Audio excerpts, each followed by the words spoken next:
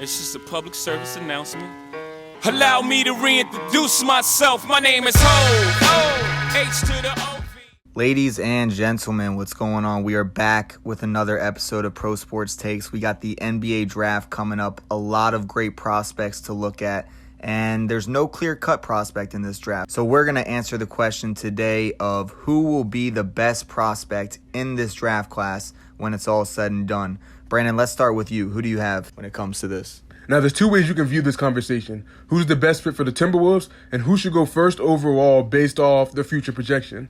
This draft is not an easy one to evaluate. Not only was there no March Madness, but there's also 3 of the top 10 players from foreign countries. At the end of the day, the draft is what the organization makes of it. And this is the perfect year to be picking in the top 10 because no prospect has been able to distance himself from others. Maybe that's because of COVID or a shorter, unexpected draft process. Or I also want to say this is a bad year to be drafting at number 1 because there's potential to get some of the same value out of the 4th and 5th pick.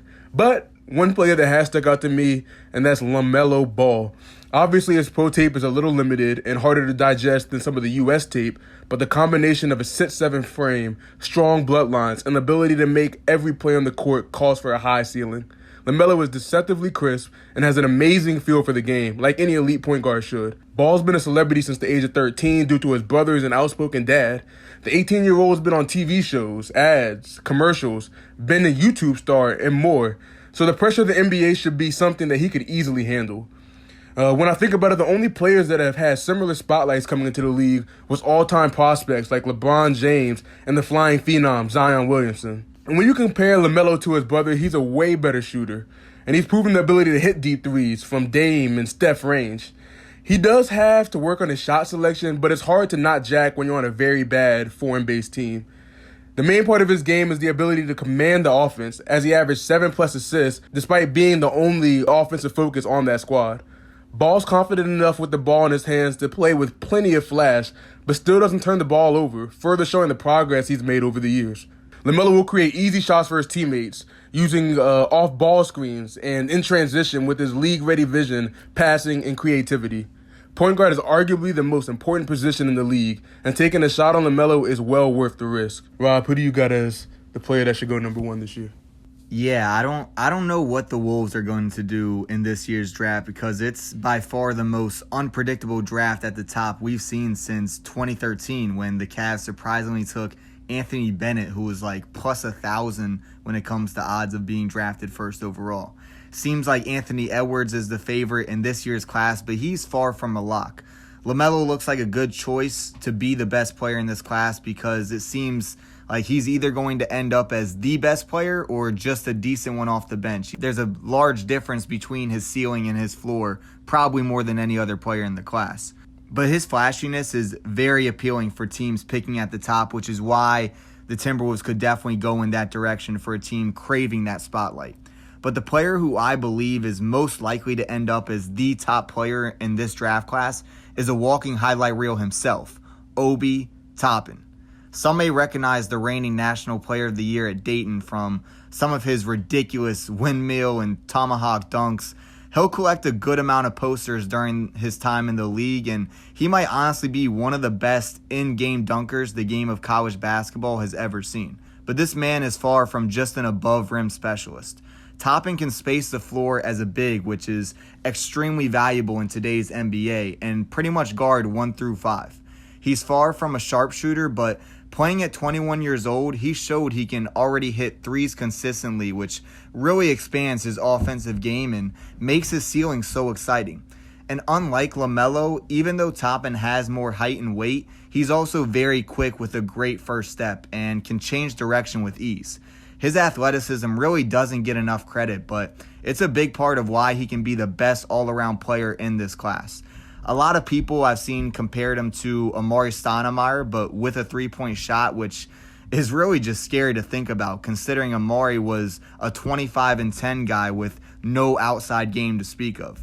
Toppin has that inside post game that can kill teams down low while also being a threat from the perimeter. He can make his teammates better too as a natural playmaker with solid passing skills that he showcased in some crucial possessions during Dayton's 29-2 season.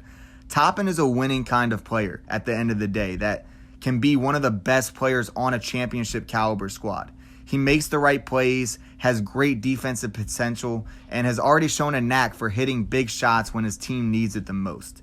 He may not be the biggest household name like LaMelo Ball or James Wiseman from their high school excellence, but Toppin proved in college time and time again he was the best player on the floor every time he went out there, and there's no reason he can't do that again at the next level. Now, the counter argument here is he put some questionable defensive possessions on film at Dayton that might concern some team execs, but he does have the athleticism and length to eventually overcome any rookie mistakes that he makes on the defensive end. The fact that he doesn't have the strength in his lower body to guard centers could be another concern, so any team that does draft him should keep him at the 4 where his game can really flourish.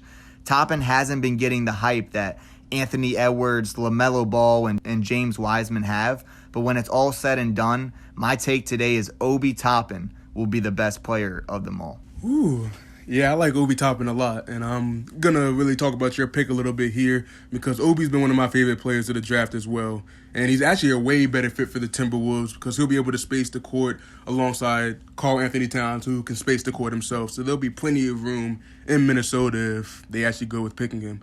He's long, he's smooth as it gets, he's built like Amari Stoudemire, but he's as fluid as Brandon Ingram. There's not many parts of his game that's lacking. He's been able to be effective from everywhere on the court. But his specialty could be running the offense through him. He's elite with his back to the basket, and he's shown the ability to pass like elite current-day big man Nikola Jokic. So I think Obi Toppin has a really high ceiling. And kind of to provide a little rebuttal against my top pick, because as a point guard, LaMelo will be guarding the best players in the NBA, and his defense is a major concern, especially the pick-and-roll defense, which was rated one of the worst in the Australian League. And now it's hard to play defense when your team's bad, but I also seen some lack of lateral movement, some lack of defensive quickness, the ability to fall asleep on defense. Another thing that bothers me about LaMelo is he could kind of fall around like the same part as his brother. His brother has the ability to be an elite defense, but sometimes he falls asleep. Will the defensive effort be there on every night? Yeah, it seems like every player in this class has, some crucial flaw to their game, but I do think Obi Toppin probably has the least concerns when it comes to his ability to play at the next level. And when it comes to this draft class, you really don't know who's going to go first overall, but if the Timberwolves were smart, I think they should take Toppin. I think LaMelo Ball could also be the guy that ends up as the top player in the class, so both of these are good picks to me, and it'll be interesting to see how it plays out. Yeah, man, I think these guys have really two good chances to be great NBA players. The kid Edwards from Georgia has a great chance, too. He has a great step-back game. He can dribble. He shows a lot of shades of James Harden with Euros and pretty finishes around the bucket. So he's a name to keep an eye on as well. So there you go. NBA draft take in the books. So lock it in. That's our take for the day, and you can find all pro sports takes on prosportsoutlook.com, or even better if you're already subscribed to Pro Sports Outlook's YouTube channel. And that wraps up this episode of Pro Sports Takes. And remember, we encourage everyone to go ahead and leave comments about the player or even the team you want us to discuss. Tweet us at PSO_sports or simply use the hashtag ProSportsTakes. And we'll continue to monitor what's hot so we can give it a spot on our future show. So we'll see you next time. Until next time.